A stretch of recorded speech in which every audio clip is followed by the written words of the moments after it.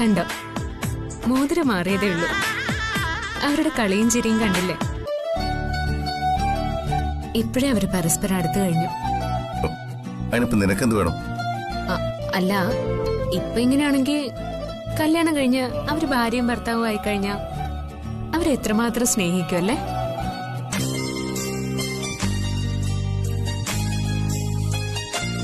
അവരുടെ ജീവിതം സ്വർഗായിരിക്കും അല്ലേ ഹിറ്റ്ലറെ? എനിക്കറിയില്ല. എങ്ങനെ അറിയാം?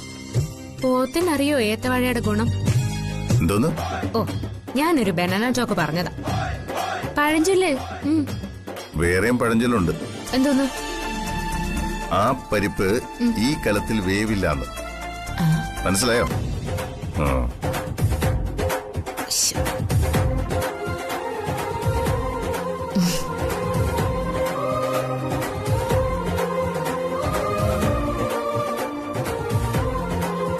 എന്റെ ദൈവമേ, അവരുടെ ജീവിതമെങ്കിലും സന്തോഷാക്കി കൊടുക്കണേ.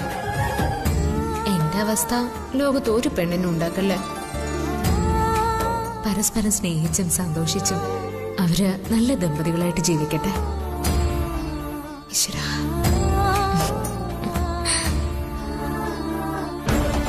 ഈ ഡികെക്ക് നാണമില്ലേ അവിടെ പോയി മോതിരം മാറ്റൽ ചടങ്ങ് നടത്താൻ? കല്യാണം നടത്താനുള്ള പണവും സ്വർണവും കൊടുക്കുന്നുണ്ടല്ലോ, പിന്നെ എന്തിനാ ഡികെ എങ്ങനെ ഓരോന്നിന്റെ പിന്നാലെ നടക്കുന്നത്? അനിയത്തിയുടെ കല്യാണം നടത്തേണ്ടത് ഏട്ടന്റെ കടമയല്ലേ? ആ കടമ നിർവഹിക്കണ്ടേ? എന്ത് കടമ വേണമെങ്കിലും നിർവഹിക്കട്ടെ. എല്ലാവർക്കും കൂടി അവകാശപ്പെട്ട സ്വർണവും പണവും അനിയത്തിയുടെ കല്യാണത്തിന് വേണ്ടി ഡികെ ചെലവഴിക്കുന്നത്. അത് മറക്കരുത്. നമുക്കതിനെക്കുറിച്ചൊന്നും ചോദിക്കാൻ യാതൊരു അവകാശവും ഇല്ലല്ലോ. നമ്മളൊക്കെ കൂലിക്കാരെ പോലെ പണിയെടുക്കാൻ വിധിക്കപ്പെട്ടവരല്ലേ? Stop it.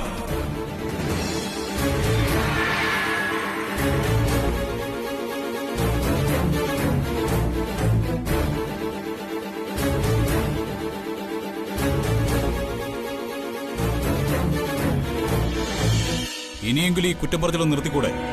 നിങ്ങൾക്ക് ചെയ്യാൻ വേറെ എന്തെല്ലാം ജോലികളുണ്ട്, പറയാൻ വേറെ എന്തെല്ലാം കാര്യങ്ങളുണ്ട്. വെറുതെ എന്തിനാ ഏട്ടനെ ഏട്ടത്തെയും കുറ്റപ്പെടുത്തുന്നത്?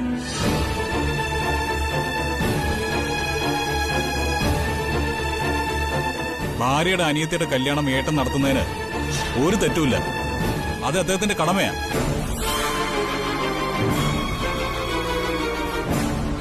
നിങ്ങൾക്ക് അവകാശപ്പെട്ട സ്വത്തോ പണമോ ഒന്നും ഏട്ടനെടുത്ത് ആർക്കും കൊടുക്കില്ല. അതിൽ നിങ്ങൾക്ക് ഒരാശങ്കയും വേണ്ട. ഞങ്ങൾക്ക് ആശങ്കയുണ്ട്. നിങ്ങളുടെ ഏട്ടത്തമ്മയുണ്ടല്ലോ ജ്യോതി, അവരുടെ തലയണ മന്ത്രം കേട്ടിട്ടാ ഇതൊക്കെ ഡികെ ചെയ്യുന്നത്. ഏട്ടത്തെ കുറ്റം പറയരുത്. ഓ, ഏട്ടത്തിയെ കുറ്റം പറഞ്ഞ അനിയൻ ഇപ്പോഴും പൊള്ളും അല്ലേ? അതെ, എന്റെ ഏട്ടത്തെ കുറ്റം പറഞ്ഞ എനിക്ക് പൊള്ളും. ദേ, എനിക്ക് നിങ്ങൾ രണ്ടുപേരോട് ഒരു കാര്യം പറയാനുണ്ട്. ഭാര്യമാരെ മര്യാദക്ക് നിലയ്ക്ക് നിർത്തിക്കോണം. അതിന് കഴിവില്ലെങ്കിൽ പെണ്ണ് കെട്ടാൻ പോകരുത്. അതെ, ഞങ്ങൾ എന്ത് ചെയ്യണമെന്ന് ഞങ്ങൾക്കറിയാം. അമരാവതിയിൽ നിങ്ങൾക്കുള്ള അവകാശം എന്താണോ അത് ഞങ്ങൾക്കുണ്ട്. ചാവലിപ്പെട്ട് കുറയ്ക്കുമ്പോൾ എന്റെ അടുത്ത് കുറയ്ക്കാൻ വന്നോണ്ടല്ലോ, വാരിയെടുത്ത് ഭിത്തിയിലടിക്കും ഞാൻ. എന്നെ പഴയ ശിവയാക്കരുത്, പറഞ്ഞേക്കാം. അതെ, ഇത്രയും നാള് ഞങ്ങള് ചാവാലിപ്പട്ടിയെ പോലെ തന്നെയാ ഈ വീട്ടിൽ ജീവിച്ചത്. പക്ഷേ ഇനി അങ്ങനെ ജീവിക്കാൻ ഉദ്ദേശമില്ല. ഞങ്ങളാരും ആരുടെ അടിമകളൊന്നുമല്ല. ഞങ്ങളുടെ ഭർത്താക്കന്മാർക്കും അവകാശപ്പെട്ട വീട് തന്നെയാ ഇത്. ഇവിടെ ഞങ്ങൾക്കും ചില സ്ഥാനമാനങ്ങളൊക്കെ ഉണ്ട്. ഈ അമരാവതി എന്ന പേര് ഒരു ദിവസം ആകാശത്ത് നിന്ന് പൊട്ടിമുളച്ചുണ്ടായതൊന്നുമല്ല. അതിൽ തന്നെയുണ്ട് ഞങ്ങളുടെ അമ്മയുടെ പേരിന്റെ പകുതി. നിങ്ങൾക്ക് നിങ്ങളുടെ മൂത്ത സഹോദരിയെ മറക്കാം, പക്ഷേ ഞങ്ങൾക്ക് ഞങ്ങളുടെ അമ്മയെ മറക്കാൻ സാധിക്കില്ല. ഞങ്ങളുടെ അമ്മയുടെ ഓർമ്മകൾ നിറഞ്ഞു നിൽക്കുന്ന വീടായത്. ഇവിടെ ഞങ്ങൾക്കുള്ള അവകാശം ചോദ്യം ചെയ്യാൻ ആർക്കും പറ്റില്ല. എന്താ ഇത്? What is this? നിങ്ങൾ എന്തിനാ ഇങ്ങനെ ഒച്ച വെക്കുന്നത്? ശിവ, എന്താ പ്രോബ്ലം? ഇവർ ഈ വീട്ടിലുള്ള ഇവരുടെ അവകാശത്തെക്കുറിച്ച് പറയുകയായിരുന്നു. അമരാവതി എന്നത് ഇവരുടെ അമ്മയുടെ പേരിന്റെ പകുതി കൂടി ചേർന്നതാണല്ലോ. എസ് കെ ഞങ്ങളോട് അവകാശം പറഞ്ഞ ഞങ്ങൾക്കും തിരിച്ച് അവകാശം. മോള് ആ വീഡിയോ കണ്ടിരുന്നു. എന്നിട്ട് പകുതിക്ക് വെച്ച് ഷൂട്ടിംഗ് മതിയാക്കി ഹോട്ടലിലേക്ക് പോയി. എന്നിട്ട് തമ്പിയോട് ശിവയെക്കുറിച്ച് അന്വേഷിച്ചു.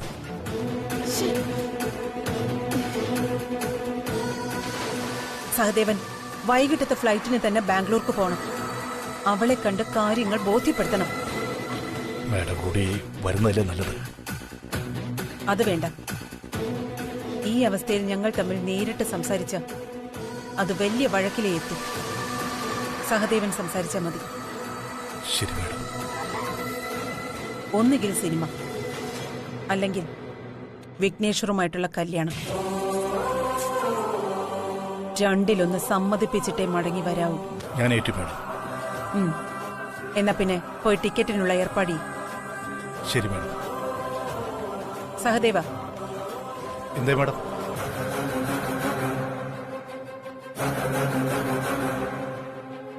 ഒരു കാര്യം അവളോട് പ്രത്യേകം പറഞ്ഞിട്ടേ വരാവൂ. ഒരിക്കൽ പറ്റിയ കയ്യബദ്ധം ഇനി ആവർത്തിക്കില്ലെന്ന്. അധികം കളിച്ച അവൻ ഈ ഭൂമിയിലെ ഉണ്ടാവില്ലെന്ന് അവളോട് പറഞ്ഞേക്ക്. ഇത് എന്റെ തീരുമാനം. പൊയ്ക്കോ.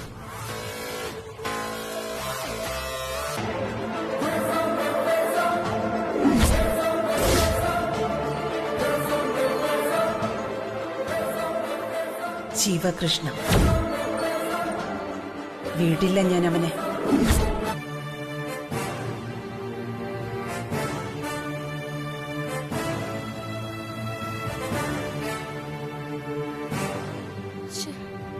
അർജുൻ,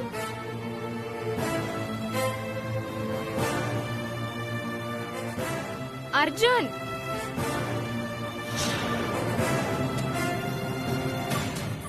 എന്താ മാഡം? കുറെ നേരമായില്ലോ പോയിട്ട്. ഞാൻ പറഞ്ഞ കാര്യം അക്കൗണ്ട്സിൽ പറഞ്ഞില്ലേ? പറഞ്ഞു മാഡം. ആ ഫയല് ഗൂഗിൾ സാറിന്റെ കയ്യിലെന്നാ അവര് പറയുന്നത്. ഗൂഗിൾ ഓഫീസിലില്ലേ? ഇല്ല മാഡം. കുറെ ഫയല് ഗൂഗിൾ സാർ മേശകത്ത് കൂട്ടിയിട്ടാ പോയിരിക്കുന്നത്. അതിന്റെ കൂട്ടത്തിൽ ആ ഫയല്. എന്താ ഇവരൊക്കെ ഇങ്ങനെ ഉത്തരവാദിത്തം ഇല്ലാതെ പെരുമാറുന്നേ? ഇത് അതിന്റെ ഒന്നല്ല മാഡം. മാഡത്തെ ഓഫീസിന്റെ ചുമതല ഏൽപ്പിച്ച അന്ന് മുതൽ തുടങ്ങിയതാ ഇതൊക്കെ. നോക്കട്ടെ ഏതുവരെ പോകുന്നു. ഈ ഫയല് ഒന്നും കൊടുത്തേക്ക്. ശരി മാഡം.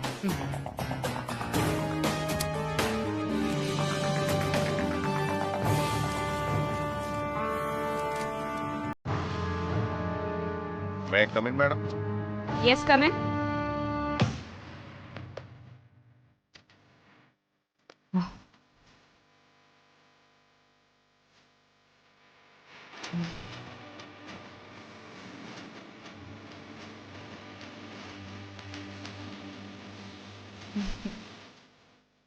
ഓ, അപ്പോ ബഹുമാനിക്കാനൊക്കെ അറിയാം. മുതലാളിയെ ബഹുമാനിക്കാതെ പറ്റില്ലല്ലോ. ബഹുമാനിച്ചില്ലെങ്കിൽ പിന്നെ ആ കാരണവും പറഞ്ഞ് ജോലിയിൽ നിന്നെങ്ങാനും പിരിച്ചു വിട്ടാലോ? വീട്ടില് കഷ്ടപ്പാടും ബുദ്ധിമുട്ടൊക്കെ ആണേ. ആ, എന്റെ ശമ്പളം കൊണ്ടാ അവര് ജീവിക്കുന്നത്.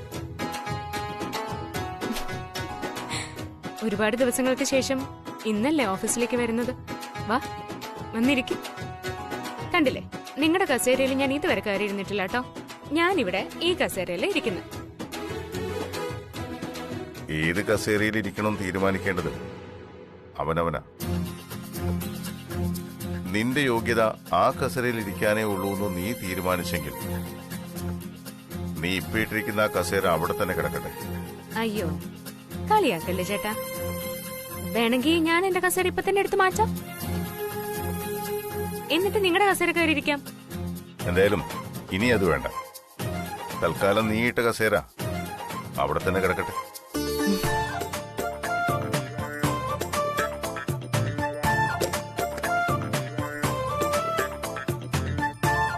ഇരിക്കുന്നില്ലേ? ഇരിക്കേ.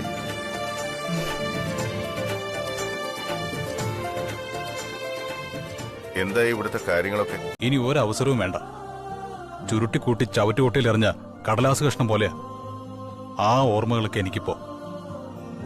അതൊന്നും നിവൃത്തി വായിച്ചു നോക്കാൻ എനിക്ക് ഇഷ്ടമില്ല ഏട്ടാ. ഏട്ടൻ പേടിക്കണ്ട. ഏട്ടൻ കൊടുത്ത വാക്ക് ഞാൻ തെറ്റിക്കില്ല. ഈ വീടിപ്പോ വലിയ സന്തോഷത്തിലാ. ചെറിയ ചില പ്രശ്നങ്ങൾ ഒഴിച്ചാൽ നീ ജീവിതത്തിലേക്ക് തിരിച്ചു വന്നത് തന്നെയാ ഇപ്പൊ അമരാവതിയിലെ ഏറ്റവും വലിയ സന്തോഷം. ആ സന്തോഷം ഇല്ലാതാക്കാൻ ഈ സ്ത്രീയെപ്പോലെ ചില ജന്മങ്ങൾ ഇനിയും വന്നേക്കാം. അതിന് നമുക്കൊന്നേ ചെയ്യാനുള്ളൂ. എന്താ ഏട്ടാ? ഏട്ടൻ പറ, ഞാൻ എന്ത് വേണമെങ്കിലും ചെയ്യാം. നീ ഒരു കല്യാണം കഴിക്കണം.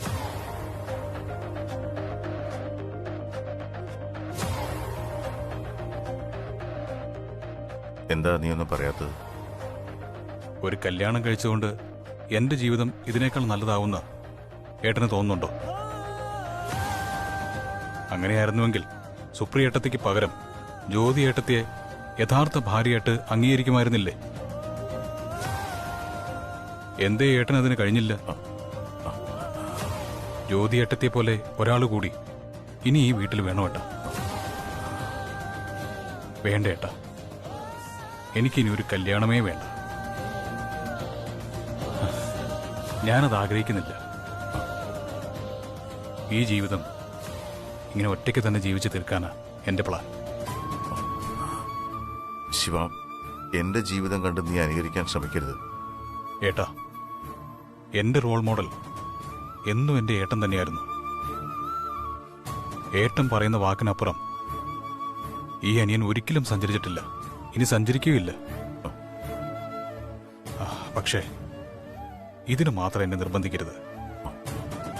പക്ഷേ അമ്മയുടെ ആഗ്രഹവും നീ ഒരു കല്യാണം കഴിക്കണമെന്നാ. ഞാൻ കല്യാണം കഴിക്കാം, പക്ഷേ ഏട്ടൻ എനിക്കൊരു വാക്ക് തരണം. എന്ത് വാക്ക്? സുപ്രിയേട്ടത്തിക്ക് പകരം ജ്യോതി ഏട്ടത്തിയും ഏട്ടനും എന്ന് ഒന്നിച്ച് ജീവിക്കാൻ തുടങ്ങുന്നോ അന്ന് ഞാൻ കല്യാണം കഴിക്കാൻ സമ്മതിക്കാം. ശിവ, ഏട്ടാ, ജ്യോതി എടുത്ത ഒരു പാവ. സ്നേഹം നിഷേധിച്ച് ഒടുവിൽ ഒരു ദിവസം ഏടത്തിയെ സ്നേഹിക്കണം തോന്നുമ്പോ ഏട്ടന്റെ അരികില് ജ്യോതി ഏടത്തി ഉണ്ടായെന്ന് വരില്ല. അതുകൊണ്ട് കിട്ടുന്ന സമയത്ത് ഏട്ടൻ ജ്യോതി ഏട്ടത്തെ സ്നേഹിക്കണം. നിങ്ങൾ രണ്ടും ഒന്നാവണം. അങ്ങനെ വന്നാ ഞാനൊരു കല്യാണത്തിന് സമ്മതിക്കാം.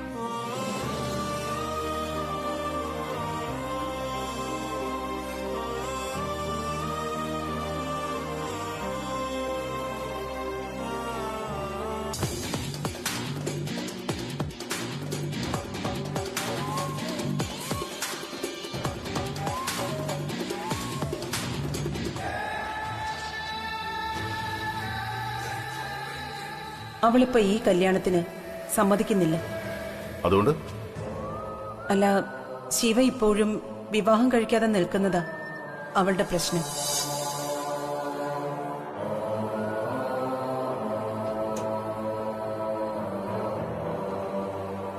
ആ സ്ത്രീ എന്തിനാ ഇടയ്ക്കിടെ ശിവയുടെ പേര് പറഞ്ഞ് ഇവിടേക്ക് വരുന്നത്?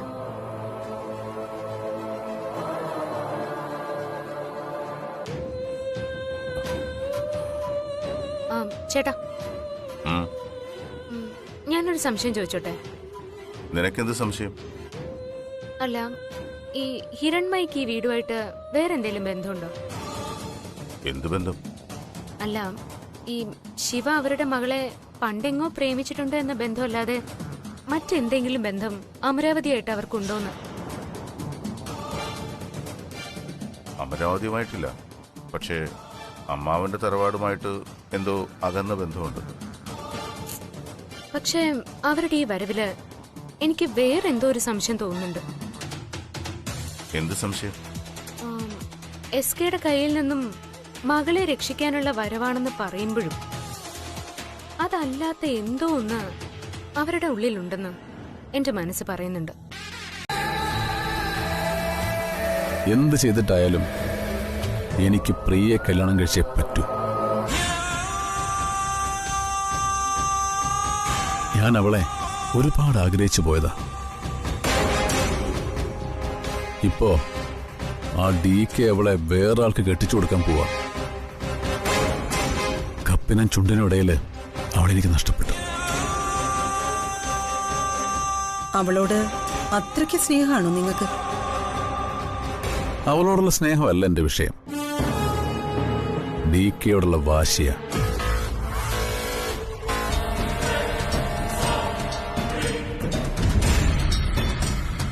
പഴയ DK ഇനി വെറും ഓർമ്മ മാത്രമായ ജി. ഇങ്ങനെ പോയാലേ അവൾ ഉടനെ ഡബിൾ സെഞ്ചുറി അടിക്കും. എന്താ പറഞ്ഞേ?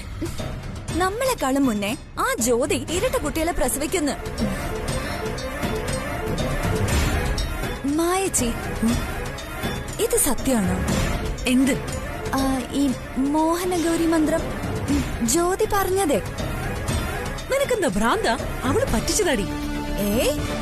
എനിക്കങ്ങനെ തോന്നുന്നില്ല.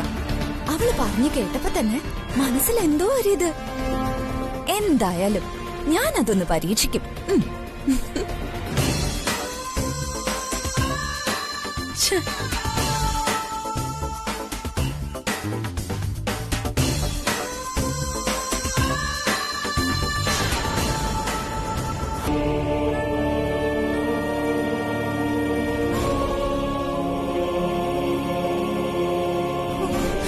അമ്മേ, അമ്മേ, അമ്മ വന്നേ.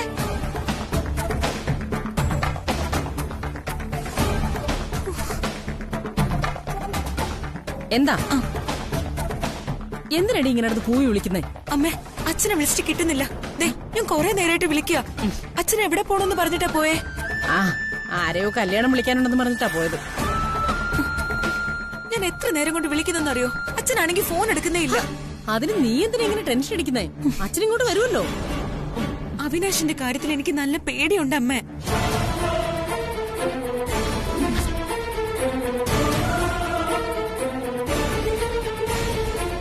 അമ്മേ, ഈ കല്യാണം മുടക്കാൻ അവൻ എന്തും ചെയ്യും. എന്റെ ദൈവമേ, അച്ഛൻ ഇനി അവൻ എന്തെങ്കിലും... അങ്ങനൊന്നും ഉണ്ടാവില്ല. അമ്മേ, നമുക്കിത് ചേച്ചി വിളിച്ച് പറഞ്ഞാലോ? കുറച്ചു നേരം കൂടി നമുക്ക് നോക്കാം. തൽക്കാലം നീ ഒന്ന് സമാധാനപ്പെട്.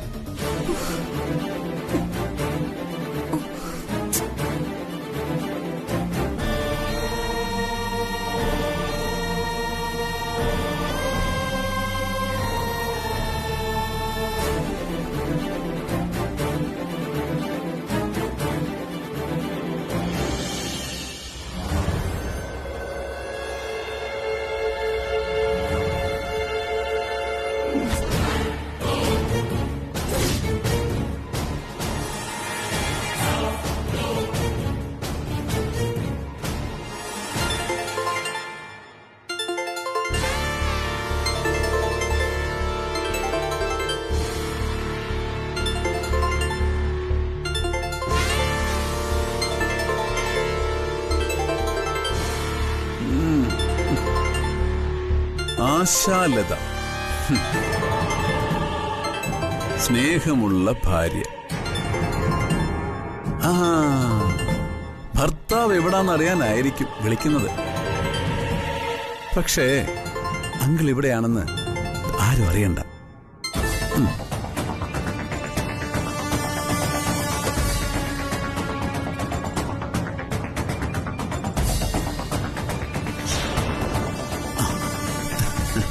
അങ്കിൾ, സമയം ഒരുപാട് ലേറ്റ് ആവുന്നു. ഞാൻ ചോദിച്ചുള്ള ഉത്തരം അങ്കിൾ ഇതുവരെ പറഞ്ഞില്ല. എന്നെ കൊന്നാലും നിന്റെ ആഗ്രഹം നടക്കാൻ പോകുന്നില്ല. എന്താങ്കിളെ, എനിക്കാരെയും കൊല്ലാൻ പറ്റില്ല, പ്രത്യേകിച്ചും അങ്കിളിനെ. ഞാൻ ജീവനെ പോലെ സ്നേഹിക്കുന്ന പ്രിയയുടെ അച്ഛനെ കൊല്ലുക എന്ന് പറഞ്ഞാൽ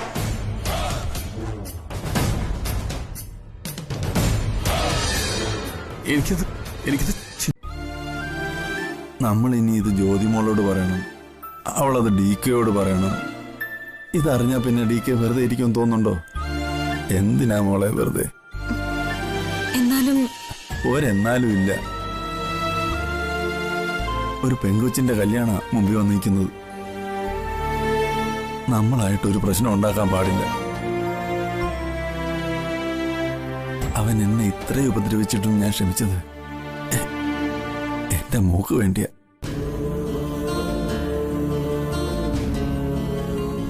മോളെ, ക്ഷമിക്കുന്നത് ഒരിക്കലും ബലഹീനതയാണെന്ന് നിങ്ങൾ കരുതരുത്. ഈ ഭൂമിയില് ഏറ്റവും ശക്തമായ ആയുധം ക്ഷമ തന്നെ. അവൻ അവന് കിട്ടാനുള്ളത് തക്ക സമയത്ത് കിട്ടും. തൽക്കാലം ഞാൻ പറയുന്നത് നിങ്ങൾ കേൾക്കണം. അവിനാഷാണ് ഇത് ചെയ്തതെന്ന് ആരോടും പറയരുത്. അച്ഛാ, ഞാൻ കാരണമാണല്ലോ അച്ഛൻ ഇങ്ങനെയൊക്കെ സംഭവിച്ചത്. മോൾ അതൊന്നും ഓർത്ത് വിഷമിക്കണ്ട. എങ്ങനെയെങ്കിലും ഈ കല്യാണം ഒരു തടസ്സവും കൂടാതെ നടന്നു കിട്ടണം.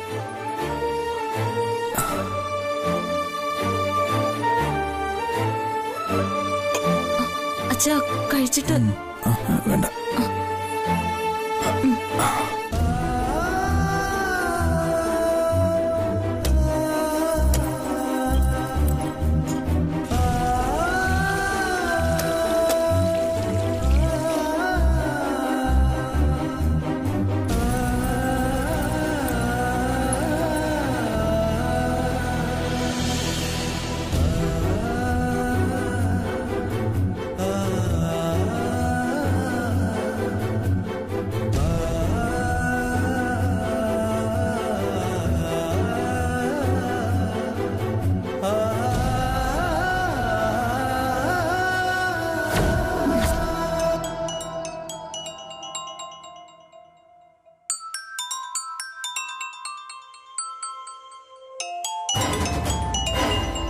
അവിനാഷാണല്ലോ. ഇവനെന്തിനാ എന്നെ വിളിക്കുന്നു? ഈശ്വര, അച്ഛൻ. ഹലോ. ആ ചേച്ചി, അച്ഛൻ എങ്ങനുണ്ട്? കുഴപ്പമൊന്നുമില്ലോ അല്ലേ?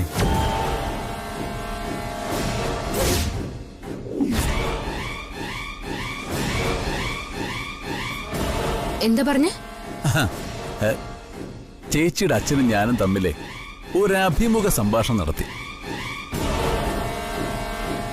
അത് കഴിഞ്ഞ് സുരക്ഷിതമായിട്ട് ഞാനങ്ങ് എത്തിച്ചിട്ടുണ്ട്. പിന്നെ കുറച്ച് വെള്ളം ചൂടാക്കി ഒന്ന് ആവി പിടിച്ചു കൊടുക്കാൻ രണ്ടാനമ്മയോടൊന്ന് പറഞ്ഞേക്കണേ. നിർത്തടാ.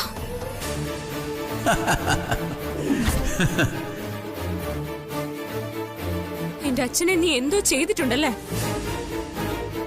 കൊല്ലും നിന്നെ ഞാൻ. അയ്യേ, ഞാനൊന്നും ചെയ്തിട്ടൊന്നുമില്ല. മൂപ്പർക്കേ ഈ അഭിമുഖ സംഭാഷണം നടക്കെ ഒരു തലചുറ്റലുണ്ടായി. ഉടനെ ഞാൻ എന്റെ ഡ്രൈവറോട് പറഞ്ഞു സുരക്ഷിതമായിട്ട് എത്തിക്കണമെന്ന്. എത്തിക്കുകയും ചെയ്തു.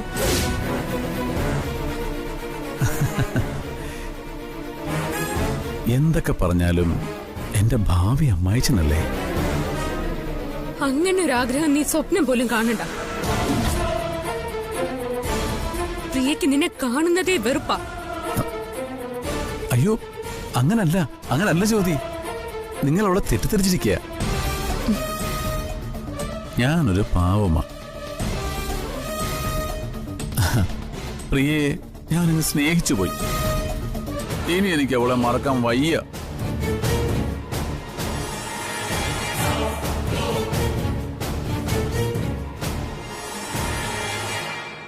ജ്യോതി, എനിക്കൊരു സഹായം ചെയ്യണം. പ്രിയയെ എനിക്ക് തന്നെ കല്യാണം കഴിച്ച് തരണം.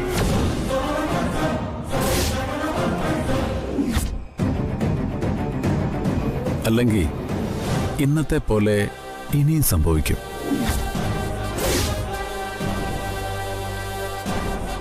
ഇപ്പോ നിന്റെ അച്ഛനെ ഞാൻ ജീവനോടെ വിട്ടു.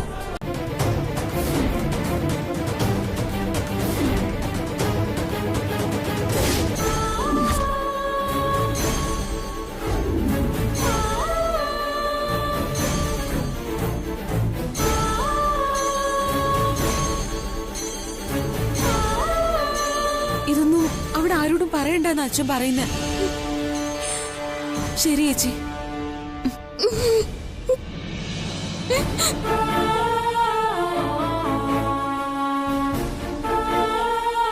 ജ്യോതിമോളോടെല്ലാം പറഞ്ഞില്ലേ?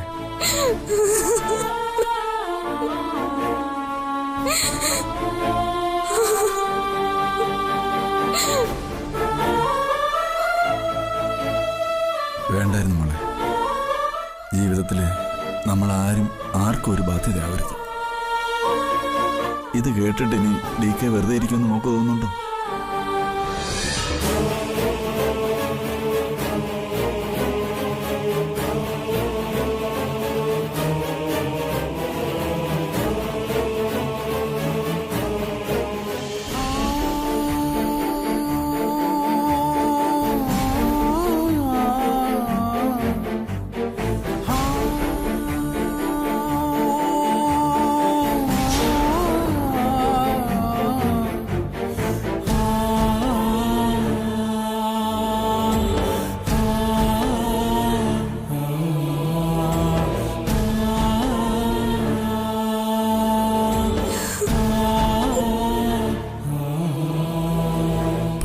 ഇല്ലാത്ത ഒരു പ്രശ്നവും ഈ ലോകത്തില്ല.